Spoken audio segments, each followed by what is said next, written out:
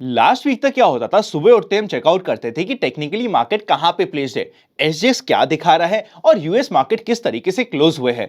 पर अभी अदानी के स्टॉक्स का इतना हैंगओवर है कि सुबह उठते ही सबसे पहले चेक करना पड़ता है कहीं कोई और अदानी ग्रुप के रिलेटेड नेगेटिव न्यूज तो नहीं आ गई जिसके कारण से पूरा का पूरा मार्केट वापस से प्रेशर में आ जाएगा।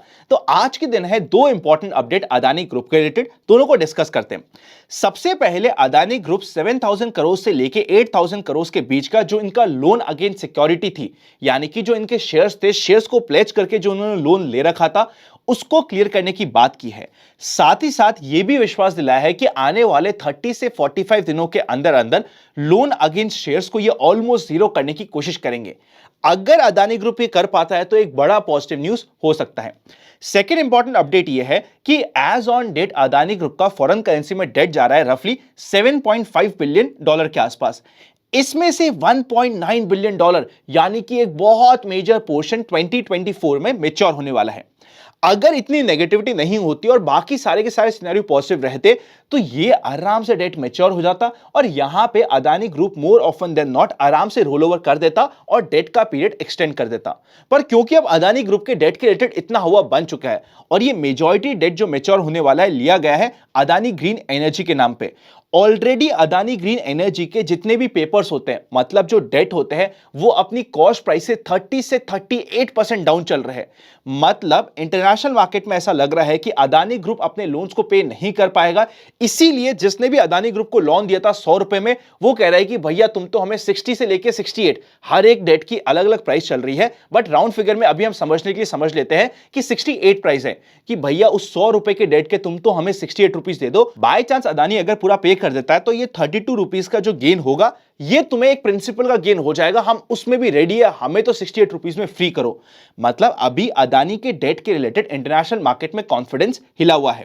क्योंकि ये कॉन्फिडेंस हिला हुआ है और अगर ये डेट रोल ओवर नहीं हो पाता तो अदानी के लिए दिक्कतें बढ़ सकती है और देखना पड़ेगा कि कंप्लीट ग्रुप इस डेट की दिक्कत को किस तरीके से ओवरकम कर पाता है।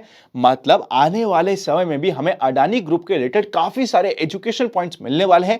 एटलीस्ट हमें सीखने को बहुत मिलेगा। हम अदानी ग्रुप के स्टॉक्स में कुछ काम करते हैं नहीं करते, वो हमारी पर्सनल माइंडसेट है और हमारी पर्सनल स्टडी है, पर हमें इस कंप्लीट केस को स्टडी करना जरूरी है क्योंकि ये एक क्लासिक केस होने वाला है जो आई एम वेरी श्योर अगले 5 से 10 सालों के लिए काफी ज्यादा एजुकेशनल रहेगा। मतलब हमारा इतना फंडामेंटली साउंड कर देगा बेस कि हमें इसकी एजुकेशन आने वाले समय में काम आने वाली है।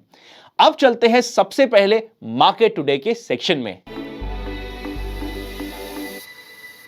सबसे पहले इंडेक्स पर नजर डालते हैं। Sensex 0.55% negative, Nifty 0.50% negative, bank Nifty 0.30% negative. पर आज का हीरो था मिड कैप इंडेक्स। आज मैं आपको मिड कैप इंडेक्स का चार्ट भी डिटेल में दिखाने वाला हूं, बहुत मजा आएगा। और वो पॉजिटिव था 1% के आसपास। मिड कैप इंडेक्स पॉजिटिव था, एक बहुत बड़ी स्ट्रेंथ शो कर रहा है मार्केट के लिए। और वैसे भी इस वीक सबसे इंपॉर्टेंट होता है मिड कैप और स्मॉल कैप का एक्शन देखना कि वो किस तरीके से परफॉर्म करते हैं। 1000 से ऊपर स्टॉक एडवांस हुए जिसके अगेंस्ट में 967 स्टॉक्स डिक्लाइन हुए। अच्छा था एडवांस लाइन रेशियो।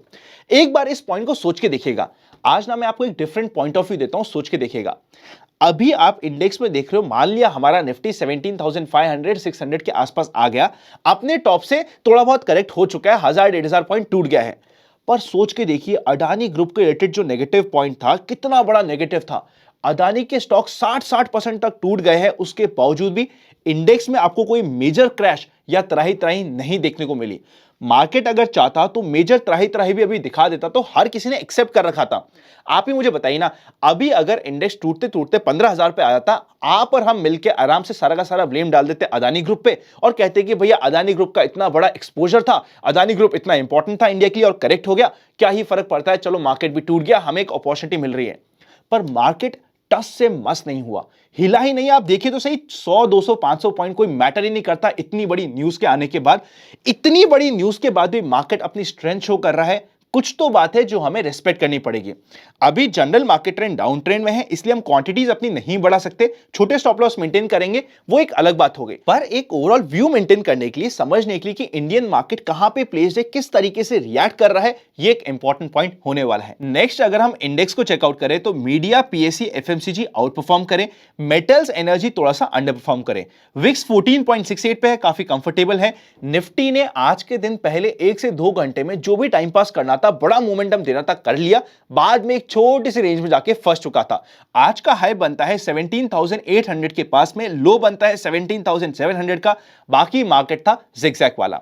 अगर हम यूएस मार्केट की बात करें तो नास्डैक रफली 1% डाउन चल रहे हैं, पर हमें मानना पड़ेगा पिछले एक महीने में नास्डैक ऑलरेडी 15% बढ़ चुका है, जो एक अमेजिंग रैली होती है। इतनी अच्छी रैली के बाद थोड़ा बहुत रिट्रेसमेंट होना इज एब्सोल्युटली ओके। बाकी अगर हम डाउ फ्यूचर्स की बात करें और एसएनपी की बात करें, वो भी आधा परसेंट से लेके 1% तक नेगेटिव चल रहे हैं। चलते हैं हमारे फाइनल सेक्शन पे, जिसका नाम है expectations from tomorrow's market. Stocks को भी इसी सेक्शन पे डिस्कस करेंगे। जनरल मार्केट ट्रेंड अभी चल रहा है डाउन ट्रेंड में, और अभी हमें समझना पड़ेगा कि क्वांटिटीज को कंट्रोल करना जब तक न्यूट्रल ट्रेंड नहीं होता इंपॉर्टेंट रहेगा हम सभी के लिए। साथ ही साथ अभी पुट कॉल रेशियो 0.90 के आसपास है, कंफर्टेबल है। चलिए चलते हैं स्क्रीन पर एक एक पॉइंट को डिस्कस कर लेते हैं।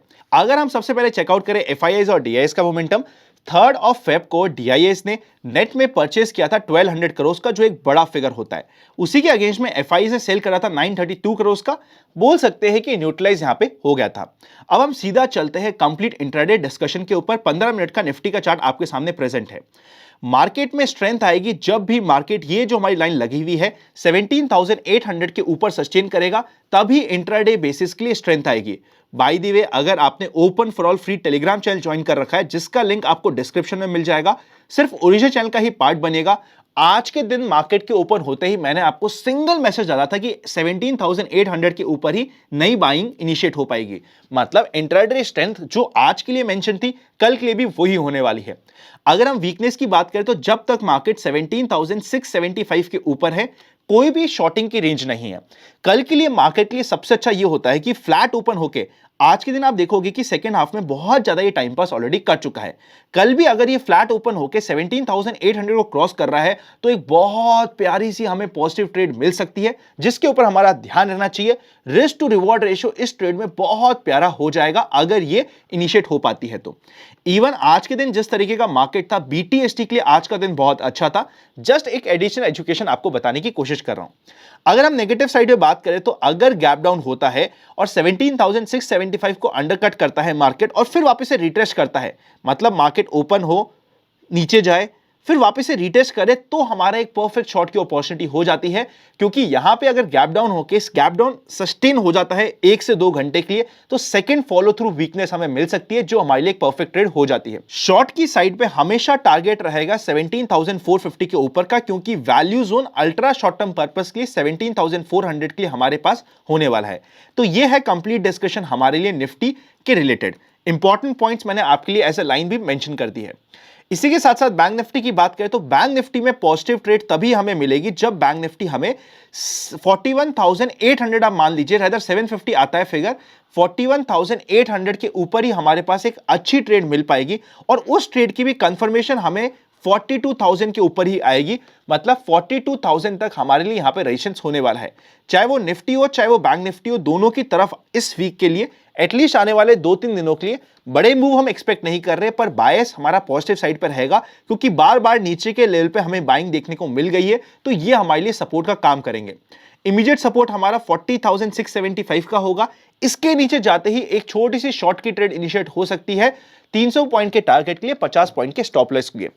जैसा मैंने कहा था कि मैं आपको मिड कैप इंडेक्स भी दिखाऊंगा, एक बार डेली चार्ट में आपका मिड कैप इंडेक्स का दिखाने की कोशिश करता हूं, आपको समझ आएगा कि मैं क्या बताने की कोशिश कर रहा हूं। यहां पे देखिए कि बैक टू बैक जिस समय मार्केट में अदानी ग्रुप के रिलेटेड नेगेटिव न्यूज चल रही थी, मिड कैप इंडेक्स बार बार इंपॉर्टेंट लेवल से बाउंस बैक कर रहा था। 1 वीक, 2 वीक, 3, 4, 5, 6 बार बार मौका था जहां पे मिड कैप इंडेक्स अपनी इस लाइन को तोड़ के नीचे जा सकता था, पर हर बार सस्टेन करके बाउंस बैक करा है, और आज के दिन एक अच्छी क्लोजिंग दी है। आप कह सकते हैं 50 डे मूविंग एवरेज को ऑलमोस्ट रिक्लेम करने के पास है। एक बार अगर मिड कैप इंडेक्स इसको क्रॉस करके ऊपर जाता है तो और भी पॉजिटिविटी यहां पे हमें मिल सकती है। अपने important moving average, important support के पास से अच्छा बाउंस बैक देखने को मिल गया है। इसीलिए इस वीक के लिए मिड कैप और small cap compare to Nifty, मतलब फ्रंटलाइन इंडेक्स से मिड कैप और स्मॉल कैप ज्यादा फोकस में रह सकते हैं, ज्यादा हमारी स्टडी में रहने चाहिए। यह हो गया इंपॉर्टेंट पॉइंट। पहला इंपॉर्टेंट स्टॉक हमारे सामने आता है वापस से बैंक ऑफ बड़ौदा।